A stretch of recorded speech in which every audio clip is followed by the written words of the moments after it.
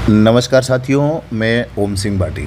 आज इस सेशन में बात करेंगे अगला जो अपना 30 मार्च को कब जो 30 मार्च को अपना टेस्ट होने वाला है, उस टेस्ट के अंदर जो आपको टॉपिक दिए हुए हैं, उस टॉपिक के अंदर आपको किस टॉपिक को किस तरह से तैयार करना है और कैसे पढ़ना है और किस प्रकार से इससे यहाँ से क्वेश्चन पूछे जाते हैं, बार बार पूछे जाते हैं। क्वेश्चन कैसे पूछे जाते हैं उसके लिए आप अपनी पीवाई की बुक है जो बायोकेमिस्ट्री वाली, उसमें आप ज़रूर देखें।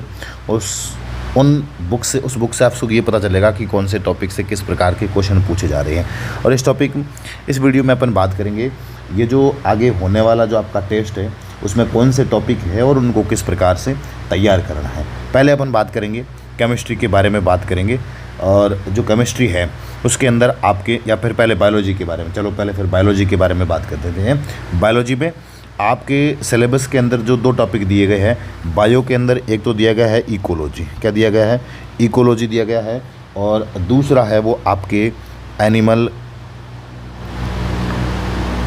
डेवलपमेंट बायो दिया हुआ है, एनिमल डेवलपमेंट बायोलॉजी दिया हुआ है। एक इकोलॉजी है और एनिमल डेवलपमेंट बायोलॉजी है। यहाँ से अपने टेस्ट के अंदर जो टॉपिक वाइज टेस्ट चल रहा है, इस टेस्ट के अंदर टोटल 50 क्वेश्चन मैं पूछूंगा इन दोनों टॉपिक से। इकोलॉजी से यहाँ से लगभग 25 क्वेश्चन और यहाँ से भी लगभग 25 क्वेश्चन मैं पूछने की कोशिश करूँगा इस टेस्ट के अंदर जो 30 मार्च को होने वाला है। अब इकोलॉजी के अंदर आपको पढ़ना क्या है वो ध्यान रखो। आपको इकोलॉजी के अंदर बहुत अच्छे क्वेश्चन पूछे जाते हैं। इकोलॉजी को अंदर देखो आप, ecology and environmental biology, ecology और एनवायरमेंटल बायोलॉजी दोनों आपके सिलेबस में हैं। इसमें आएगा फूड चेन, खाद्य जाल, फूड चेन मतलब खाद्य श्रृंखला, जिसको अपन हिंदी में कहते हैं खाद्य श्रृंखला। यहाँ से क्वेश्चन संस्कृत एजुकेशन के अंदर पूछा गया है। अब किस प्रकार के क्वेश्चन आएंगे आप पीवाई की बुक देखिए, ज़रूर देखोगे। आपको पढ़ना कहाँ से है वो मैं बता दूंगा। फूड वेब, जिसको अपन हिंदी में कहते हैं खाद्य जाल, और and ecological pyramid. Ecological pyramid का मतलब होता है पारिस्थितिकी पिरामिड्स होते हैं वो। फिर प्रदूषण कौन कौन से, वायु प्रदूषण, जल प्रदूषण, मृदा प्रदूषण और ध्वनि प्रदूषण, इन सब के बारे में आपको, पॉल्यूशन के बारे में ज़रूर पढ़ना है। फिर आता है wildlife and conservation, endangered species का मतलब जो संकटग्रस्त जातियां हैं, संकटग्रस्त जातियों का संरक्षण करना है। और जो उनके अंदर यहाँ से संकटग्रस्त जातियों के संरक्षण के लिए जो रेड डाटा बुक आती है उसके बारे में हर बार क्वेश्चन पूछा जाता है। रेड डाटा बुक के बारे में क्वेश्चन पूछा जाता है। यहाँ जितने भी स्पीसीज़ है उनमें कौन सी जातियाँ हैं, रेड डाटा बुक को कितने अध्यायों में बांटा गया है, उसमें कौन कौन सी जातियाँ किस अध्याय में आती है, यहाँ से बहुत अच्छा क्वेश्चन पूछा जाता है। उसके बाद में national park with special reference of the Rajasthan, Rajasthan के अंदर कौन कौन से राष्ट्रीय पार्क है और जो सेंचुरीज़ हैं वो कौन कौन सी है। ये आपका एक 12th लेवल का चैप्टर है, और ये मैं ये मानता हूँ कि अगर आप इसको आरबीएसई 11th की एक बुक आती है, आरबीएसई 11th की बुक मैंने शेयर कर रखी है, उसको आप ज़रूर पढ़ें। ये सारा का सारा टॉपिक उसमें बहुत अच्छे से और इजी लैंग्वेज के अंदर दिया हुआ है। अगर आप आरबीएसई 11th 12th की बुक को पढ़ के जाते हो तो यहाँ से आपका कोई भी एक सिंगल क्वेश्चन गलत होने के चांस नहीं रहेंगे। बहुत इजी क्वेश्चन आता है। यहाँ से कितने क्वेश्चन पूछे जाएंगे, एक क्वेश्चन पूछने की, एक तो फिक्स है और उसके साथ में दूसरा क्वेश्चन भी हो सकता है। तो इसको इस प्रकार से तैयार करें, इसको बढ़िया करें। किसको करना है, food chain, food web and ecological pyramid. 100% एक क्वेश्चन तो आना ही है, और उसके बाद में दूसरा क्वेश्चन आपके यहाँ पॉल्यूशन से अटक जाएगा।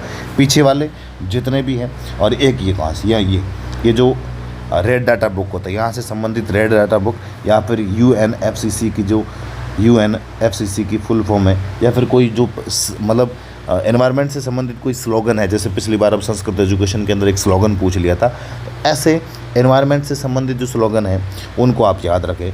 एग्ज़ाम के अंदर आपके क्वेश्चन पूछा जाएगा, तो ये वाला जो टॉपिक है उसको थोड़ा सा बढ़िया करके देख लो, आपके अच्छा हो जाएगी। ये आपका जो 12th लेवल का जो चैप्टर दिया है उसके अंदर आएगा। फिर इकोलॉजी, कुछ टॉपिक्स मेरे हिसाब से ग्रेजुएशन के अंदर भी दे रखी है इकोलॉजी, उसमें जाके अगर अपन देखते हैं तो ग्रेजुएशन की इकोलॉजी, ये वापस ग्रेजुएशन के अंदर आता है ecology and environment biology.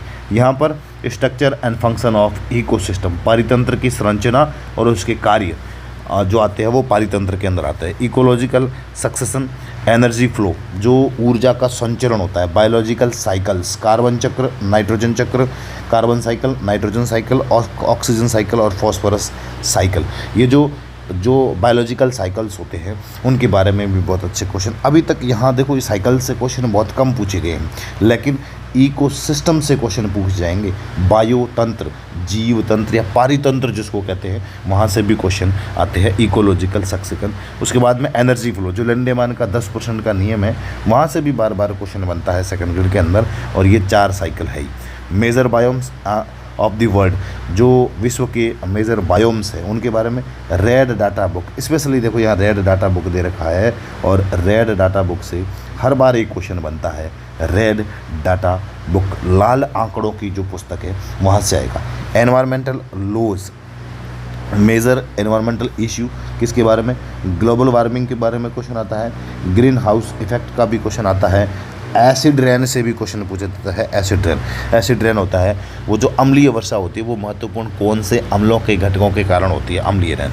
El Nino और लॉ नीनो प्रभाव, ओजोन डिप्लेशन और deforestation and carbon emission and radiation hazards, मतलब जो विकिरण हैं उनके क्या क्या खतरे हो सकते हैं, वो अपने लिए कैसे खतरनाक हो सकते हैं, उनके बारे में पढ़ना है।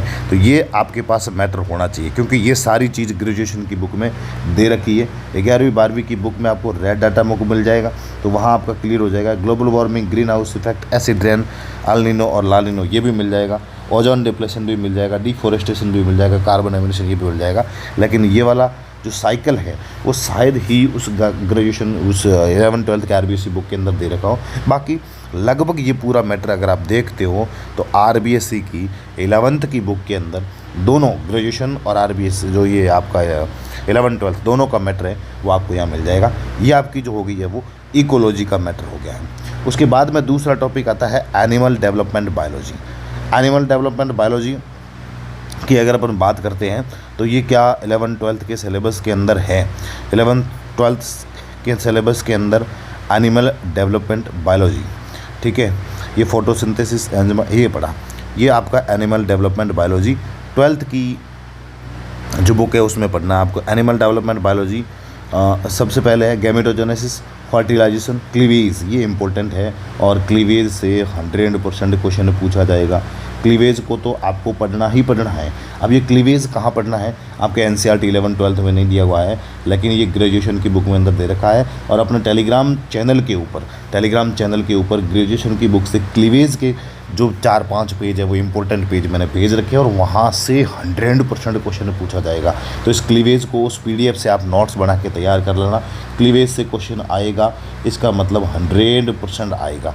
फर्टिलाइजेशन ठीक है, हो सकता है।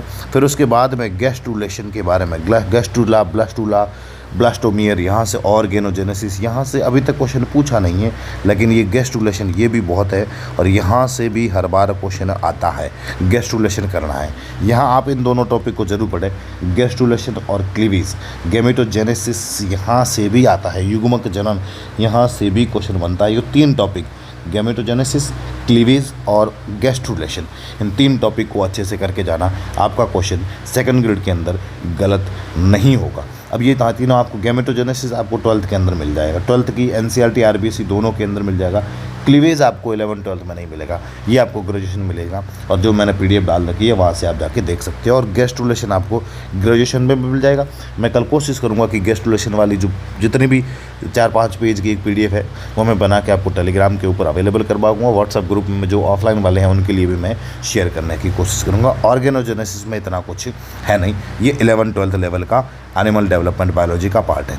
उसके बाद में एनिमल डेवलपमेंट बायोलॉजी आपके जाके आती है, वापस ग्रेजुएशन के अंदर आती है animal development biology. Animal development biology ये ग्रेजुएशन का पोर्शन है और यहाँ पर एक्स्ट्रा एम्ब्रियोनिक मेम्ब्रेन, जो एक्स्ट्रा एम्ब्रियोनिक मेम्ब्रेन होती है, जैसे जो कॉरियन है, जो पीत है, जिसको क्या बोलते हैं, अब यॉक है, तो वो एक्स्ट्रा एम्ब्रियोनिक मेम्ब्रेन के बारे में 100% क्वेश्चन पूछा जाता है। और ये आपको एक्स्ट्रा एम्ब्रियोनिक मेम्ब्रेन कहाँ मिलेगी, एनसीईआरटी या फिर आरबीएससी, एनसीईआरटी या फिर आरबीएससी ट्वेल्थ की बुक के अंदर दे रखा है। ट्वेल्थ की बुक के अंदर आपको एक्स्ट्रा एम्ब्रियोनिक मेमोरी, या फिर आपके पास जो नोट्स है वहाँ से आप पढ़ सकते हो, या फिर ग्रेजुएशन की बुक के अंदर भी अच्छे से दे रखा है। प्लेसेंटा, प्लेसेंटा से भी क्वेश्चन आता है। संस्कृत एजुकेशन के अंदर प्लेसेंटा पूछा गया था कि बंदर के अंदर किस प्रकार, बंदर का पूछा था, सही कुत्ते का पूछा था कि उसके अंदर जो प्लेसेंटा होता है वो किस प्रकार का हो सकता है, मनुष्य के अंदर कैसा होता है। तो ये प्लेसेंटा मैं आपको अवेलेबल करवा दूंगा PDF टेलीग्राम की। 100% मुझे मैसेज कर देना, मैं आपको प्लेसेंटा की जो PDF है वो बना के भेज दूंगा। उसके बाद स्टेम सेल्स, स्टेम सेल्स से क्वेश्चन पिछली बार मैंने टेलीग्राम चैनल के ऊपर जो अपनी टेस्ट सीरीज चली थी, टेस्ट सीरीज के क्विज हुए थे, उसमें भी मैंने क्वेश्चन करवाए थे। और अपनी पिछली टेस्ट सीरीज़ के अंदर भी इसमें स्टेम सेल्स के टेट्रालॉजी, एनिमल क्लोनिंग। अब ये आपको क्लोनिंग, एनिमल क्लोनिंग वापस आपने वहाँ पढ़ा है किसके अंदर, बायोटेक के अंदर पढ़ा है, तो यहाँ पढ़ना है। टेस्ट ट्यूब बेबी को आप पढ़ सकते हो, टेस्ट ट्यूब बेबी से। और फैट मैप, यहाँ से भी क्वेश्चन पूछा जाता है, फैट मैप से भी क्वेश्चन आता है। तो ये फैट मैप की मैंने टेलीग्राम के ऊपर इसकी PDF भी डाल रखी है और यहाँ से भी क्वेश्चन आता है। पार्थेनोजेनेसिस, एगिंग, पीडोजेनेसिस एंड नियोटेनी का से भी इस बार जनरल एजुकेशन के अंदर क्वेश्चन आया था, और संस्कृत एजुकेशन के अंदर भी क्वेश्चन पूछा गया था। तो नियोटेनी को भी आपको पढ़ना है। तो यहाँ से एक एक्स्ट्रा एम्ब्रियोनिक मेम्ब्रेन और एक प्लेसेंटा 2, और एक स्टेम सेल 3, और एक आपके टेस्ट ट्यूब बेबी 4, और फैट में 5, और नियोटेनी। ये इन टॉपिक को अच्छा करना, बाकी देखो इतना अच्छा मैटर पूछा नहीं जाता है। और यहाँ से आपको क्वेश्चन मिल जाएगा। और एनिमल डेवलपमेंट बायोलॉजी से आपको 2 से लेकर 3 क्वेश्चन मिल सकते हैं। 2 तो फिक्स है 100%, 2 क्वेश्चन एनिमल डेवलपमेंट बायोलॉजी से आएंगे, लेकिन तीसरा क्वेश्चन भी अगर हो सके तो जा सकता है। तो इकोलॉजी के अंदर कितने क्वेश्चन, 2 क्वेश्चन इकोलॉजी के और 2 क्वेश्चन इसके, 4 क्वेश्चन, मतलब 8 नंबर। ये जो अगला टेस्ट है वो आपको बायोलॉजी के 8 नंबर दे के जाएगा। उसके बाद पर अगर बात करते हैं केमिस्ट्री की, तो केमिस्ट्री के अंदर जो अपना अगला टॉपिक है, जो केमिस्ट्री का टॉपिक है, वो पहला चैप्टर है आपके रेडॉक्स रिएक्शन जो केमिस्ट्री की NCERT 11th के अंदर दिया हुआ है, रेडॉक्स वाला। ये रेडॉक्स रिएक्शन है। रेडॉक्स रिएक्शन NCERT 11th कहाँ से पढ़नी है आपको, NCERT 11th की बुक के अंदर, या फिर जो आपके नोट्स हैं वहाँ से क्वेश्चन आएगा।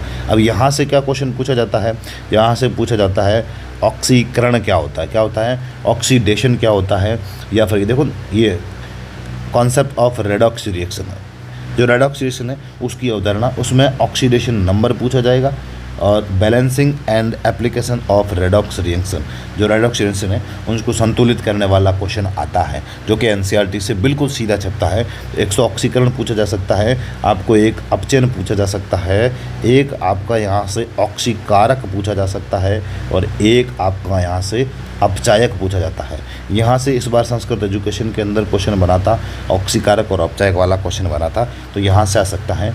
एक आप यहाँ से ध्यान रखना कि एक जो असमानुपातन अभिक्रिया होती है, अभिक्रियाओं के प्रकार दी हुई, उसमें से स्पेसिफिक असमानुपातन अभिक्रिया को आप पढ़ लेना। आपका एक क्वेश्चन आएगा और वो गलत नहीं होगा। और उसके बाद में आपको क्या निकालने आने चाहिए, ऑक्सीकरण अंक निकालने आने चाहिए, ऑक्सीकरण अंक निकालने आने चाहिए। और ये जो लिखा है ना, balancing and application of redox reaction, जो रेडॉक्स रिएक्शन है उनको क्या करना है, बैलेंस करना है, उनको संतुलित करना है। तो NCERT 11th की जो किताब है, NCERT 11th की जो बुक है, उसके अंदर उसके अंदर पिंक कलर के अंदर जो ये न्यूमेरिकल बैलेंसिंग वाले दिए हुए हैं, उनको आप ज़रूर करके जाना। जनरल एजुकेशन 2022 के अंदर यहाँ से क्वेश्चन आएगा, और आने वाले एग्ज़ाम के अंदर ऑक्सीकरण अंक और यहाँ से क्वेश्चन बनेगा। असमानुपातन अभिक्रिया को तो मैं इस बार 100% नंबर दे के जा रहा हूँ कि सितंबर के एग्ज़ाम के अंदर आपको असमानुपातन अभिक्रिया से क्वेश्चन मिलेगा, और मिलेगा इसका मतलब मिलेगा।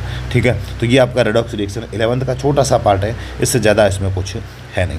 उसके बाद अगर अपन बात करते हैं तो अगला जो टॉपिक है वो है काइनेमेटिक्स, रासायनिक बल गति की, जिसको काइनेमेटिक्स कहते हैं। नहीं, काइनेमेटिक्स नहीं है, काइनेटिक केमिस्ट्री है, ये नहीं, ये फिजिक्स का, काइनेमेटिक्स तो फिजिक्स का है। अपना है ये वाला चैप्टर, हाँ कहाँ गया, केमिस्ट्री के अंदर, अच्छा काइनेटिक केमिस्ट्री ग्रेजुएशन का है, 11th-12th में नहीं है। ठीक है, चलो चलते हैं आगे। कहाँ गया, काइनेटिक केमिस्ट्री कहाँ गई, ये केमिकल काइनेटिक्स, ये पढ़ा, ये बहुत बड़ा चैप्टर है, बहुत अच्छा चैप्टर है और यहाँ से 2 क्वेश्चन पूछे जाएंगे। रेडॉक्स रिएक्शन से 1 क्वेश्चन आएगा और यहाँ से 2 क्वेश्चन आएंगे। अब केमिकल काइनेटिक्स, रासायनिक बल गतिकी जिसको अपन कहते हैं, अपनी हिंदी वाली भाषा में अपन कह सकते हैं रासायनिक बल गतिकी। ठीक है, ये रासायनिक बल गतिकी के अंदर यहाँ पर order and molecularity of reaction first second and reaction and their rate expression, no derivation नहीं करनी है। ठीक है, क्या पढ़ना है आपको,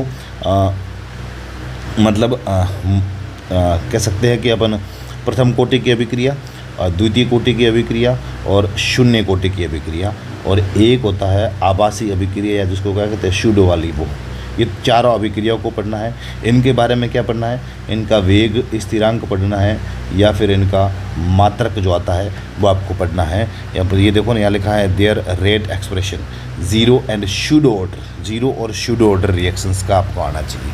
उसके बाद में आर्हेनियस इक्वेशन आती है, collision theory, activated complex theory, activated complex theory, संगत सिद्धांत भी जिसको कहते हैं, तो उसके बारे में भी यहाँ पे आपको पढ़ना है। तो ये चीज़ें आप ज़रूर कर देना, ऑर्डर, और ये जो है ना first and second order reactions and their rate expression, no derivation नहीं करनी, ओनली आपको उस फॉर्मूलेज वगैरह है तो याद रखना, zero and pseudo order reactions, zero शून्य कोटि और आभासी जो अभिक्रिया होती है उसके बारे में भी यहाँ से क्वेश्चन पूछा जाता है। तो ये आपको कहाँ से पढ़ना है, 12th की जो बुक है, 12th की RBSE पढ़ लो इजी लैंग्वेज में, और इसके साथ में आप NCERT के जो न्यूमेरिकल है, बीच वाले जो न्यूमेरिकल, यहाँ से देखो अभिक्रिया का वेग स्थिरांक है, वहाँ से भी न्यूमेरिकल क्वेश्चन पूछे जाएंगे। तो यहाँ से न्यूमेरिकल क्वेश्चन ऐसे पूछे जाते हैं, और यहाँ पर आर्हेनियस इक्वेशन को भी आपको पढ़ना है। तो ये आप 11th-12th की बुक से कर सकते हो, 12th वाली बुक के अंदर दे रखा है।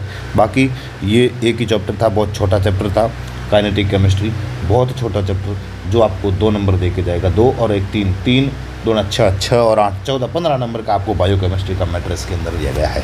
दूसरी फिर बात करते हैं टीचिंग मेथड की।